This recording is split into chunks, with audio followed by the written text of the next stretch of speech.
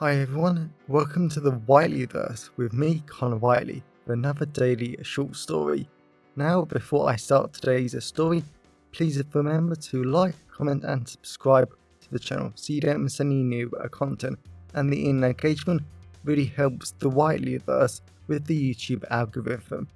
Also, if you want to buy this short story and any of my other fiction, then they're available from all major ebook retailers and at your local bookstore and local library if you requested, and you can order paperback copies from Amazon.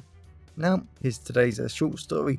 I hope you enjoyed just as much as I did writing it. Young romantic hearts. 17-year-old James had always known he was gay ever since he had started secondary school at 13. Then it didn't take too long to realize that he had really been gay, and he had only pretended or tricked himself into being straight for the sake of his family, friends, and school. But he had just had enough of all that utter rubbish, so James had definitely decided to come out last month. His family reacted like it wasn't news at all, and they said they would always love him. His friends again didn't react, and they all claimed they already knew. Then, as the gossip dripped into the mainstream conversations of the school, everything seemed fine, happy, and wonderful. But James had already heard a few homophobic comments in his direction. James supposed that was life to some extent, and with everyone else being so positive and uncaring towards the fact he was gay, he was fine and could definitely deal with a few comments from silly bullies. It just made James laugh when the younger students came up to him and shouting something homophobic in his face, trying to look hard for all their mates. James didn't know whether to laugh, feel sorry, or just smile at that. Surely there were better ways to look good in front of your mates than picking on the gay kid. As James leant against the bright blue lockers of his school, in a long corridor with white walls, the horrible blue carpet that schools just had to have apparently, and a pair of large reinforced windows that looked down above the canteen area below, James was just waiting for his best friend Livy to come out from class, come to her locker, and they could walk home together. Mr. Richards, James's biology teacher, always let them go early at the end of the day. He claimed it was because he liked them all, but everyone knew it was because him and Miss Tyler were seeing each other, and he wanted to get out of class sooner to meet her. It was nice, if not a little strange, considering the two acted like they hated each other outside of the classroom. The smell of sweat, deodorant, and perfume filled the corridor, and whilst James would never admit it, he wouldn't mind seeing some of the boys that the deodorant belonged to. It smelt amazing. The winter chill in the air was definitely filtering into the school, and James really wanted Livy to hurry up so they could both go home and James could get in the warmth. But he was a bit concerned that Livy was plotting something for him and their group of friends. James had been way too focused on an 18-year-old in the same year as him at lunchtime, but he had managed to hear that Livy was talking about going out tonight. As much as James loved her and the rest of his friends, he really wasn't sure about going out tonight with his mates, especially in this winter chill, but if her offer was good enough, he might as well as go. "Fairy," a little 14-year-old girl shouted as she ran down the corridor. James just smiled and shook his head. If these people were going to try and make him feel bad, why couldn't they create some more original slurs? And surely these younger and older students knew that not all gays were feminine, and James never wanted to be like that. He liked being straight acting, and not looking like a stereotypical gay. But if people wanted to look like that, then James would only support that. Yet the only major problem about being gay in secondary school was it was even harder to find another gay boy and hope to have a relationship with. All James wanted was to have fun, see a cute boy and kiss him a little. James had tried to sense his way through secondary school to find another gay boy through the years, but nope. He couldn't find a single one. That either meant that James was truly the only gay in the school, or the others were a lot better at hiding in than he ever thought possible. The sound of tons of students talking, running, and shouting made James move to the other side of the corridor, as Livy, with her slim body, long wavy hair, and long black skirt, came over to James holding her large pink school bag. James and her started to walk down the corridor when Livy gave him a dirty smile. "What?" James asked. "Want to go out tonight with the gang?" Livy asked. "What's the offer?" Livy smiled and shook her head. James knew she was thinking him as difficult, but it was part of their fun, banter, and all the other stuff that young peeps got up to. "You, me and the gang going to the Christmas fair at Dockside later on. I'm driving, and there's a new boy joining us. You're going with him." James couldn't help but grin. That's what this was really about. Clearly, Livy was far better at scouting out other gays than he was. That was just embarrassing. "Should note," Livy said. "He isn't gay. He's my ex, and we needed another driver to get us all there, so he's picking you up at 5. James loved how Livy had basically no organization skills, and just assumed that he was free and perfectly able to get there without his family planning anything tonight. "You coming?" Livy asked as they walked down the stairs. James rolled his eyes. He did need to go out, and it would be fun going to the fair with his friends, and he might see a cute boy there too. So what did he have to lose? "Yes," James said. Livy hugged him, and they almost fell down the stairs. 17-year-old Harry really wasn't sure about going tonight, as he drove his little black car down a wonderfully wide narrow street, with large houses on either side and plenty of parked cars in the road. He had only passed his test a few months ago, so he was still getting used to it. But he did love the freedom of driving. Harry smelt the slight hints of vanilla coming from his car air freshener that his mum had bought him for passing his test. She was always doing weird little gifts for him in different ways, but it was one of the things he loved about her. Harry wasn't sure about going tonight with Livy and her friends. Their relationship hadn't exactly ended perfectly because he had broken it off. Harry had said he was breaking it off because she deserved better, which was true, but in reality, it was because he wasn't sure he was into girls in the slightest. When he had been going out with Livy, it had been amazing, wonderful, and they had had a lot of fun together. But after a month, Harry was noticing how much effort he was putting into faking it all. He didn't want Livy to be with a faker. So he ended it. Harry turned a corner and started driving down a very curvy road. With Livy picking up the rest of her friends, Harry had been sent to pick up a boy called James. He had seen him around school a few times, but never really focused on him. He knew he was the gay boy at school, and he had to admit, he did hate it when other people picked on him. There was just no reason for it, but Harry was already starting to regret his choice of clothing for the evening. When Livy had called Harry, he had told her he was busy with football practice tonight, but she had insisted that he come, so he agreed. But as he drove in his black Adidas tracksuit, football boots and activewear t-shirt, he was seriously starting to doubt if he was going to be warm enough. If any luck, he might find a cute boy to warm up with him. Well, Harry wasn't sure what he wanted. All he knew was that he wasn't into girls anymore, and wasn't entirely sure he was into boys yet either. After a few more minutes of driving, Harry pulled outside James's house, which was a wonderfully large, good-looking one, with large, crystal-clean windows, a very well-maintained rose garden out front, and a gravel pathway to a black front door. Harry didn't know what he should do really, because he was a few minutes early. He didn't know James, so it would be a little weird if he just went up to his door, wouldn't it? Should he get Livy to text him? He was outside. After a few more seconds of struggling to know what to do, Harry huffed and got out of his car and went straight up to James's door. He knocked 3 times. When the door opened, Harry had been expecting James's mum or dad to open it, but when it opened, oh yeah. Harry knew he was into boys, without a shadow of a doubt. James was standing in front of him, and he looked so amazing and hot and beautiful, in his tight black jeans, tight-fitting hoodie, and his longish blonde hair really framed his handsome face perfectly. Even James's amazing brown eyes were so seductive and alluring that Harry seriously wanted to stare at them all night. Harry felt his stomach fill with butterflies, his hands went sweaty, and a lump was caught in his throat. Harry was so embarrassed. He had never had a reaction like this to girls, so he was so surprised, shocked and embarrassed that he was having it with a boy. But James was so beautiful. This was going to be a great night. Wow. James had always known Livy dated some pretty hot guys that were bound to be into sports, and he had never ever expected one of Livy's ex to look like this. James couldn't help himself but stare at the utterly gorgeous man in front of him. James just loved his brown buzzcut haircut that normally didn't work on boys, but it seriously worked on this one.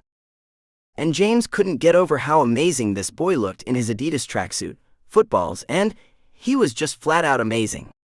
James didn't have the words to describe it. James wanted to hug and kiss the boy so badly, and judging by the schoolboy grin on the boy's face, the feeling might be mutual. But as much as James would seriously love this amazingly hot boy in front of him to be gay, he couldn't do anything, couldn't he? After all, this was one of Livy's exes. "Hi," James forced out after a moment. James was surprised at how weak he felt inside and standing next to this hot boy. "Hey," the boy said. "I'm Harry, Livy's ex." James could only nod. Livy was so lucky to have him as a boyfriend. Seriously lucky. "Should we get going?" Harry asked. James forced himself to concentrate, and he had to start acting normal, but James had never felt this attracted to a guy before. He was so beautiful. "Yeah," James said. Him and Harry went over to his car. James popped in the passenger side, and it was a great little car. He knew most of the boys at school would have judged Harry as poor or silly to have such a cheap-looking car and calling himself a man or boy, but James liked it. Both him and Harry quickly put on their seatbelts.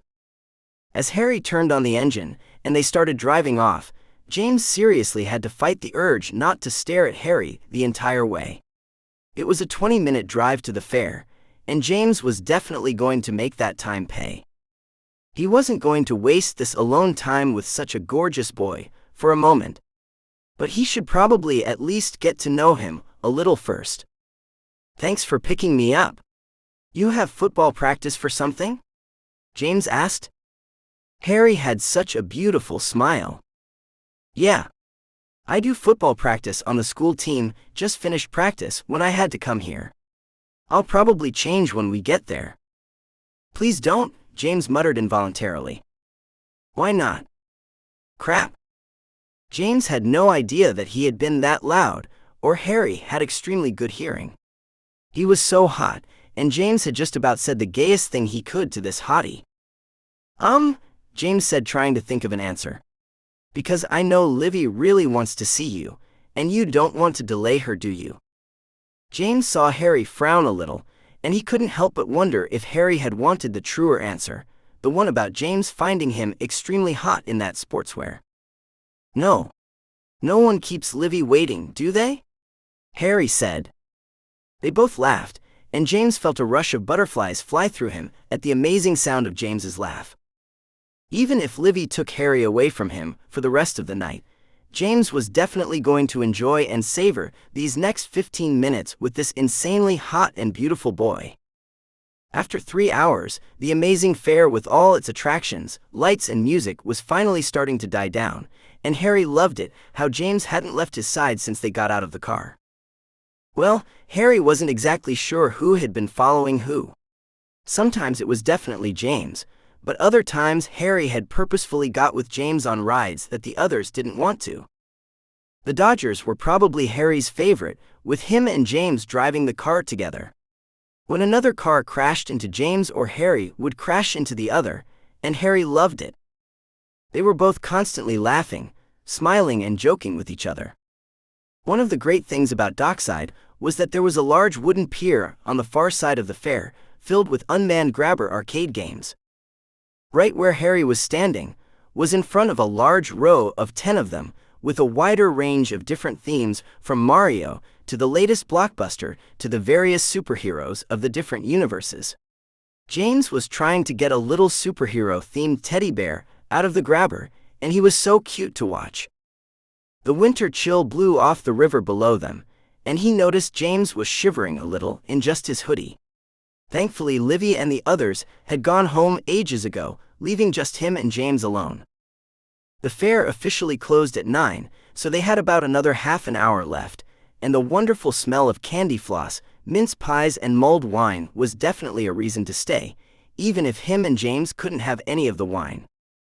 James huffed as the teddy bear he wanted for some reason slipped out of the grabber, and then the machine stopped working, and James just rolled his eyes like he didn't want to play anymore anyway.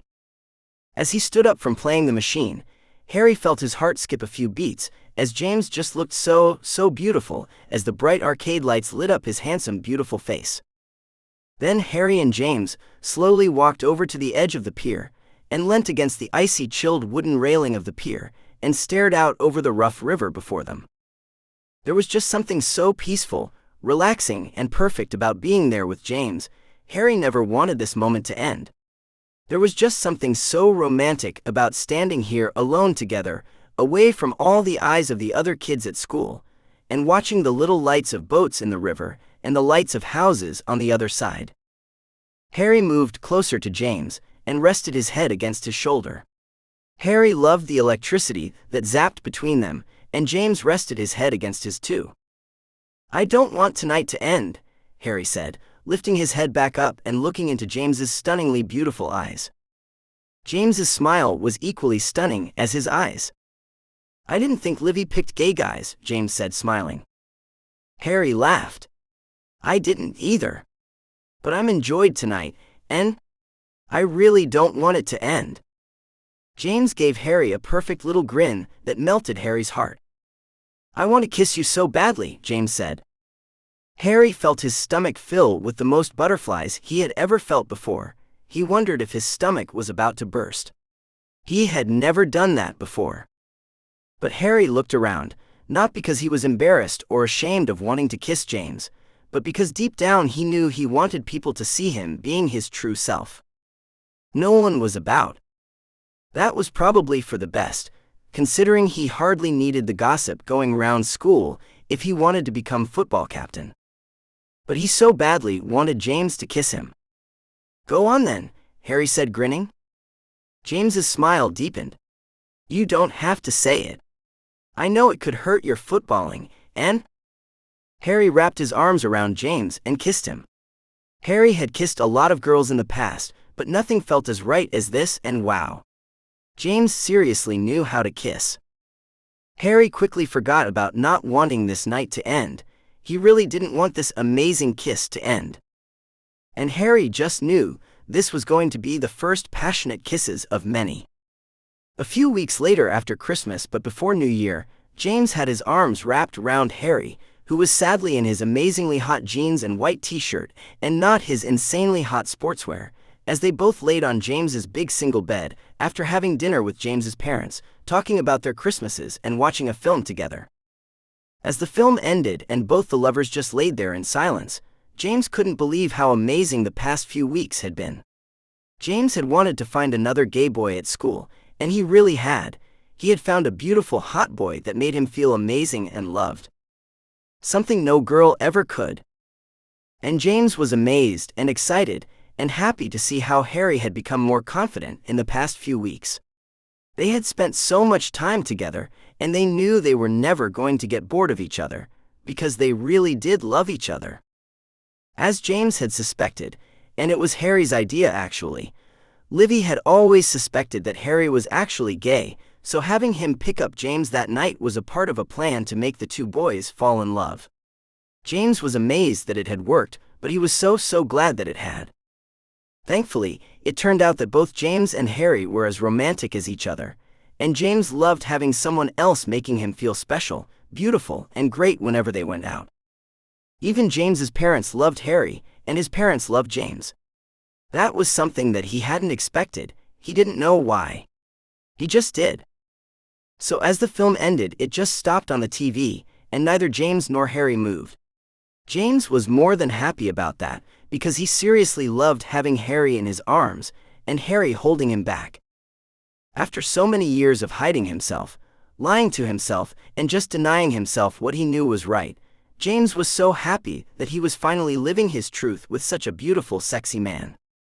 James knew that the future was going to be very bright, and with Harry by his side, James couldn't wait to find out how spectacular it was going to be. Welcome back everyone, it's me again, Connor Whiteley. So I really hope that you enjoyed today's story, because I flat out love writing, creating stories and sharing them with you. If you really enjoyed today's story, then please remember to like, comment and subscribe to the channel so you don't miss any new content, and the engagement really helps the Whiteleyverse with the YouTube algorithms. And if you want to buy this short story or any of my other fiction, then they're available from all major ebook retailers, and you can get them from your local library if you requested, and you can order the paperback copies from Amazon, your local bookstore or local library if you request it.